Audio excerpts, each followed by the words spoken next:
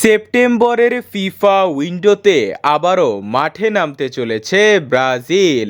নিজের প্রথম দুই ম্যাচেই সমস্ত জল্পনা কল্পনাকে উড়িয়ে দিয়ে ব্রাজিলকে বিশ্বকাপে নিয়ে যান আনচেলত্তি।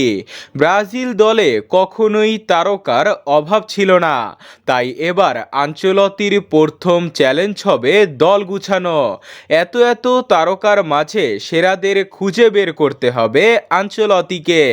সেপ্টেম্বরের উইন্ডোতে প্রথমেই পরিবর্তন আসবে ব্রাজিলের ডিফেন্সে, কারণ ক্লাব ও জাতীয় দলে সেরা ফর্মে থাকা গাব্রিয়াল মেগালেস আবার ফিরছে রিয়ালে থাকাকালীন আনচেলত্তির তুরুপের তাস এডার মিলিটাও, যিনি ইনজুরিতে ছিলেন। এডার মিলিটাও আসলে বাদ পড়তে পারে পিএসজি এর বেরালদো। মাঝমাঠ শক্ত করতে একাধিক মিডফিল্ডার আনছে আনচেলত্তি। সুযোগ পেতে পারে গাব্রিয়াল সারা, ব্রিডেন ও ব্রুনো। বল কন্ট্রোলের জন্য তাদের সুযোগ দিতে পারে এই কোচ।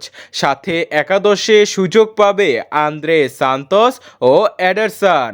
তবে নেইমার বর্তমানে ফিট রয়েছে, তার ফিরা নিয়ে আলাদাই নজর থাকবে সবার মাঝে, কারণ দলে ঢুকার এখনই উপযুক্ত সময়।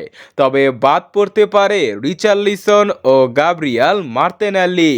রিচার্লিসন বাদ পড়লে দলে ঢুকবে আল হিলালের মার্কাস লিয়ান্দ্রো ও ইগর জেসুস।